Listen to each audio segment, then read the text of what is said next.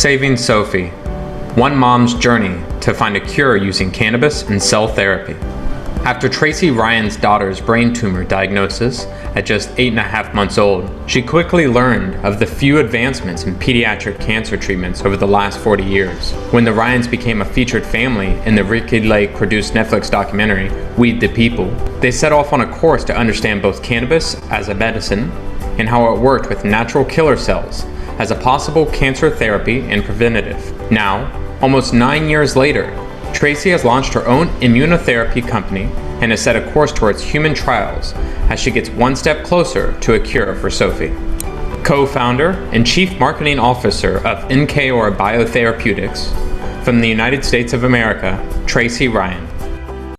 I'm coming to you live from Los Angeles, California.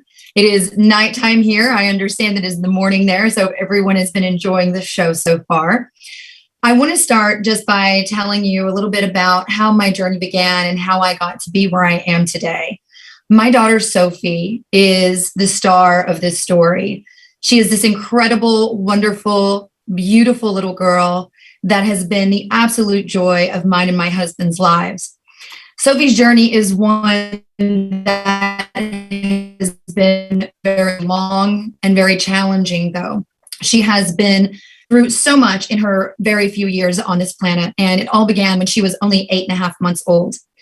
When her eyes started shaking, we took her to the pediatrician on a Monday, which led to ophthalmology seeing her on a Tuesday. Neurology was on Wednesday, and by Friday, our 8.5-month-old little girl was in an MRI, with that weekend being when the phone call came where she received the diagnosis of a low-grade optic pathway glioma brain tumor. As you can imagine, having a healthy child that all of a sudden becomes sick right before your eyes without even so much as a warning because she was otherwise so extremely healthy was absolutely shocking to her dad and I. I really didn't know anything about pediatric cancer at that time, and I had absolutely no idea what to do for my little girl or what her world was going to look like. It wasn't until a couple of weeks later that we were connected to former talk show host here in the United States and film star Ricki Lake, who had begun filming a Netflix documentary called Weed the People. And this is a documentary about using medical cannabis for children who have pediatric cancer. Now, at first, we were very confused about this because this was almost 9 years ago when no one was talking about using medical cannabis for anything. They were just talking about weed and how it got you high and how it was a Schedule I narcotic that led to drug addiction with other drugs, which I absolutely never believed. I was a consumer in college, and for me, it just made me happy. It made me creative. It made me want to spend time with my friends and play guitar and sing songs and just be in a unified group. But the government didn't think that way. So there was a lot of stigmatization that was going on around this plant, as all of you, I'm sure, are fully aware. But it was when Ricki and Abby brought us this plant that we said to ourselves, okay, if this woman who is a renowned talk show host and movie star, who is considered American Pie in the United States, is getting behind this and putting her name behind it, maybe there is something more to it, and maybe we should take a look at this. So we did. And after doing our own research, and after speaking to our daughter's own oncologist, who were absolutely fine with us giving this plant a chance after doing research of their own, at just 9 months old, Sophie took her first dose of cannabis on camera in the film, which you can still watch on Netflix today. It follows 5 families. It follows ours for the longest, for 6 years. And what you see in this film is child after child who is extremely sick with this debilitating disease, who's being filled with toxic chemicals and poisons to treat their cancer, start to get better, start to get well, start to recover faster, start to be able to eat and sleep, and the nausea is going away, and the diarrhea is going away, and the tumors are shrinking, and the doctors are all stunned and shocked at what this miraculous response is in all of these kids. And it led to so many incredible things for my family. But it also was still a very, very hard and difficult road for our daughter, Sophie. She has now done 7 years of chemotherapy. She's had 4 brain surgeries, 3 major ones, and one that consisted of a neuronavigator exploratory surgery to take fluid off of her brain from a post-surgical cyst that happened from one of her brain surgeries. She's had years of seizures that We believe we finally cured after removing that piece of brain earlier this year in the biggest brain surgery of her life. She's had blindness now twice. She is starting to get a little bit of her vision back, but she's still extremely visually compromised and has to be led around by the hand to get around places. And she now has a left-hand side disability in her hand and foot due to a cyst that grew and due to post-surgical swelling that happened from the surgery that she had to remove this cyst. She's had thousands of needle sticks and dozens of hospital stays and MRIs. But yet, as you can see in these photos, she looks so healthy, and she also looks very happy, which she is. Now, my daughter has not been without her struggles, but because of medical cannabis, she has been deemed a medical miracle time and time and time again from every doctor that has witnessed her and treated her, from the reduction of seizures and seizure control to her getting vision back in ways that no ophthalmologist had seen in their 30 to 40 years careers at one of the top hospitals here in the United States. Her immune system was not getting completely demolished by these toxic therapies like other children that were under the same therapies as her. Her immune system was so much stronger to the extent where she didn't have to go back for these regular checkups after she'd had 4 or 5 weeks of treatment while she was experience a waiting period in order to let her body recover and her immune system recover before she started her next round of chemotherapy, because her immune system wasn't bottoming out. Her red blood cells were no longer dropping, even though prior on her first 13 months of treatment, she had had 8 or 9 blood transfusions, and she just stopped needing them, which was medically impossible. So we knew that there was really something more to this plant and something quite magical that we wanted to learn more about. And we decided that we wanted to be the change that you see in the world. We wanted to do something impactful. We wanted to make a difference. And we wanted to not only learn more about how we could help our own daughter, but we wanted to help other children all around the world. We now go to this slide from Yale School of Medicine that I think is a very important slide to share before I dive a little bit deeper into the science and the things that we've understood and uncovered with my daughter over these last many years on her journey. Pediatric cancer providers, through a study at Yale University, were questioned about medical cannabis and whether or not they believed that this is something that could help their patients. And what they found was that 30% of their patients and the families had asked these doctors at least once in the past month about using medical cannabis. 92% of these clinicians were willing to help pediatric patients access medical cannabis, and 93% of providers agreed on the need of randomized trials that could analyze the potential role in using cannabis for pediatric cancer, which was an incredible thing to think of, because here in the United States, unfortunately, only 3.8% of all government funding goes to pediatric cancer research, and only 4 new drugs have been brought to market in 40 years. So to have something that is potentially beneficial for these children, that not only has no toxicity if you know how to use this plant properly, since your body does build a tolerance to cannabis if you start taking it at very low levels and you slowly titrate it up with the guide of a nurse, which is what we recommend for all patients, or someone who has a lot of expertise in this plant, that's a medical professional that also understands the different pharmaceuticals that patients are taking. Then you can use cannabis without ever having psychoactivity.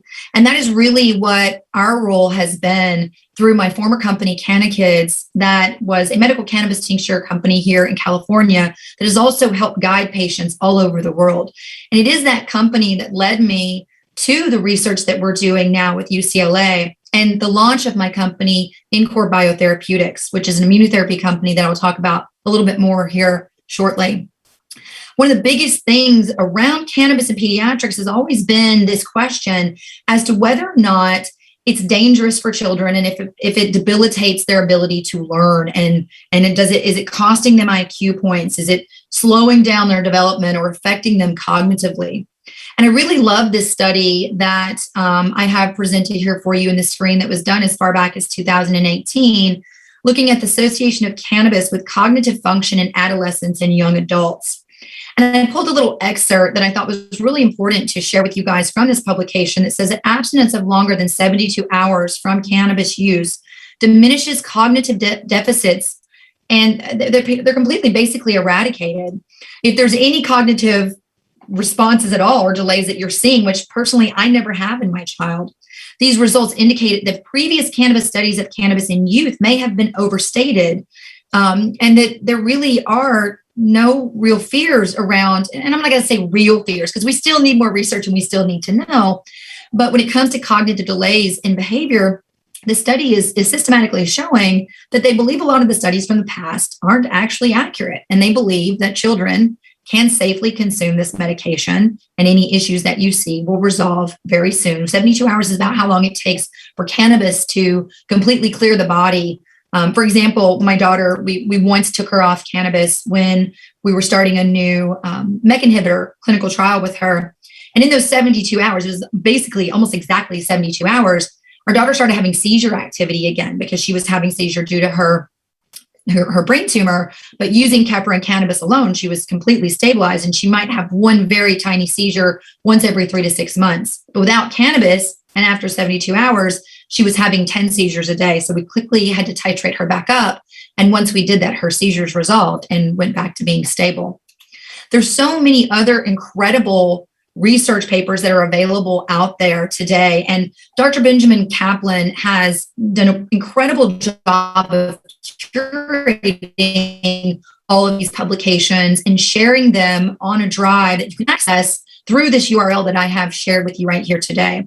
The www.cedclinic.com/lib.html is the link that you can use in order to go to this amazingly organized and thorough library of publications that talk about all different types of disease and cancer that cannabis is good for, and the publications that are out there. And Dr. Kaplan is constantly updating this section in his library so that people have access to these papers, so not only they can learn, but they can also teach their doctors and educate people around them.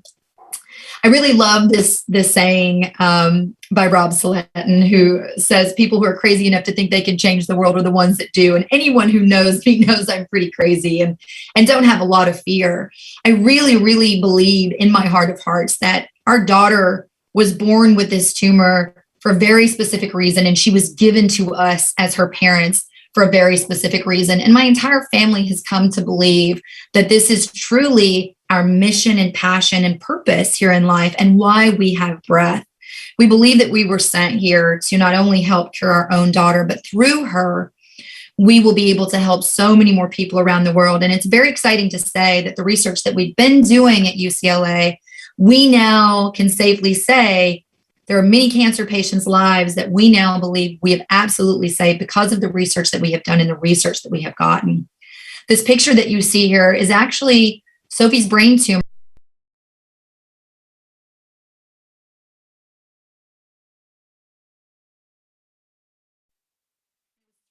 Getting these different tumor samples that we have been able to move forward incredible research in the field that we're so very proud of today. In 2013, when Sophie was only 1 year old, she actually celebrated her first birthday in the hospital.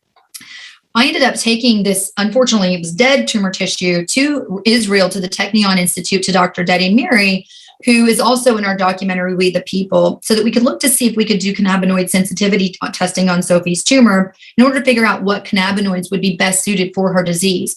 Because although Sophie has been an incredible success story when using cannabis, this low-grade tumor that has a 95% survival rate, but an 85% recurrence rate, continued to grow over the years, despite how many incredible responses we were seeing. We would see an amazing, months and months of amazing shrinkage in her brain tumor, only for it to grow a tolerance to the treatment she was receiving and hit a growth spurt and grow again. Unfortunately, Dr. Mary wasn't able to reproduce Sophie's brain tissue and her cells in CRISPR technology, which is what we would have needed since we didn't have live disease. But I was able to raise several $1 million for him in order for him to drive forward more research in both pediatric and adult cancers. In 2018, Sophie needed another brain surgery, and I think it's really important to show this picture because this was 32 hours after Sophie's brain surgery. She should have looked like she had been in a boxing match. She should have been very swollen and bruised like she was in this very first picture, and probably even more so because this was a much more aggressive surgery where they went much deeper into the brain and resected a lot more tissue. But Sophie didn't have any of those responses. She had no visible swelling. She had no bruising. She never ended up having any bruising on her face. And her team of doctors could not understand what they were seeing because they'd never seen anything like this. And it was through getting this tissue that I ended up finding Dr. Anahi Jewett at UCLA, who's the world leader in the field of natural killer cells. She has been published over 150 times the top medical journals in the world, and she has published on full eradication of every major cancer, not just in regular mice, but in humanized mice who have a 95% more similar immune system. It's very different than doing research in typical rodents where there's an 80 to 85% failure rate because they're just so genomically different. And she agreed to help me put this tissue into mice, which I originally was going to take to Israel until she looked at Sophie's blood. And when she looked at Sophie's blood, she couldn't understand what she was seeing because here's a 6-year-old little girl who at the time was on 4 chemotherapies, yet her immune function was functioning 5 times better, 5x. I should say 500 times better, 5x that of any healthy adult that Dr. Jewett had ever studied in 30 years, which made no sense because she had a brain tumor. And if she had these natural killer cells that were functioning so high, she should not have this disease. And it wasn't until after this surgery when Sophie needed that neuronavigator procedure that I mentioned earlier, where we harvested or drained the fluid off of Sophie's brain, that we learned she had 0 natural killer cells that were functioning properly in her brain, even though from the neck down, her cells were functioning immaculately. So that is what led us to understand that Sophie has this disease because of this factor. And this woman just happened to be the world leader in this field.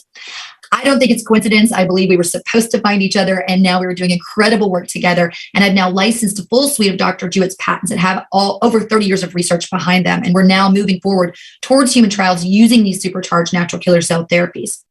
But it was through this surgery and through this discovery in Sophie's blood that Dr. Jewett discovered that she really wanted to look at more patients. What we then did is we studied 17 of CannaKid's patients, and we looked at the blood of these adults, these children, these elderly people, and across the board, we saw the same thing, that cannabis was in fact helping to restore these natural killer cells. And again, Dr. Jewett has discovered that it's the failure of natural killer cells that lead you to get cancer in the first place, and cannabis was turning these cells back on. We also discovered that cancer was attacking and killing cancer stem cells, which are the seeds to cancer, which chemo and radiation cannot even see. We've since submitted this paper to publication. We are now just waiting for it to be accepted. But this is very, very exciting information because we're one step closer to really understanding the powers of using medical cannabis to treat cancer itself. Now, this does not mean that you should only use cannabis when you have cancer. We do not recommend you moving away from Western medicine, but we do recommend you use it as an adjunct therapy in combination, because we do believe that is not only, and we have found in our research that not only is it a boosting the immune system, which you need to have functioning in order to beat cancer and in order to stay in remission, but it's also helping the therapies work more powerfully, and it's also helping to kill the cancer cells themselves. This is the tumor sample and the blood samples that we took from this last surgery Sophie had earlier this year. And this is the tumor sample and the blood sample that we have used to help drive forward a human study that Sophie is now involved in.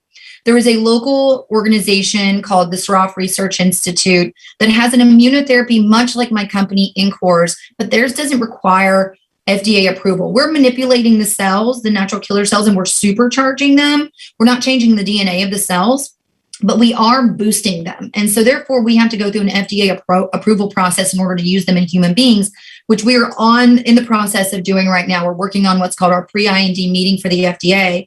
So by this time next year, we can be in full-blown pilot study testing this on human beings. We also have multiple lead scientific investigators that want to run clinical trials for us, one of which is at one of the top pediatric hospitals in the country, which I'm extremely happy about.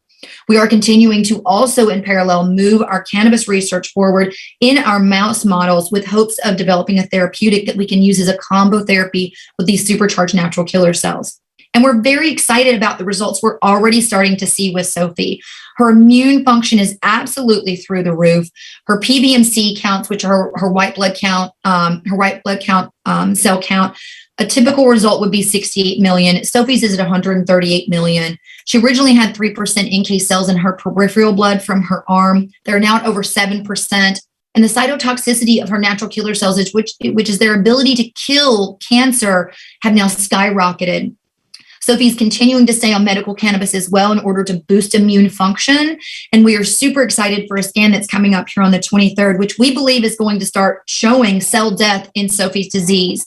And what's so exciting about this team of people that I'm working with is not only cannabis, a holistic therapy, and a plant medicine that we believe is non-toxic because the psychoactivity can be mitigated, but so is our natural killer cell therapy because we're harvesting cells from the human body that already exist in the human body. It's absolutely impossible to die from therapy using these cells or to even get extremely sick because, once again, we are fixing what caused the cancer to be there in the first place.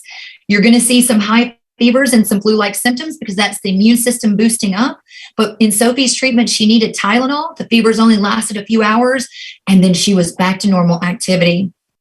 With that being said, I would love for all of you to continue to follow our story. You can find us on social media. You can find me on Instagram at Tracy Ryan_CannaKids. You can also find my daughter at Prayers for Sophie on Instagram and Facebook as well.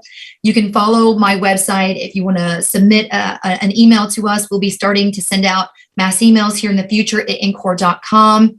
And you have my dedication and promise to you and to the world of both adult and pediatric medicine that we will not stop until we have therapies available for adults and for children that are not only non-toxic, but that work. I really, truly hope you enjoy the rest of the conference. And thank you so much to CISW for having me back again this year. God bless, be well, and be safe.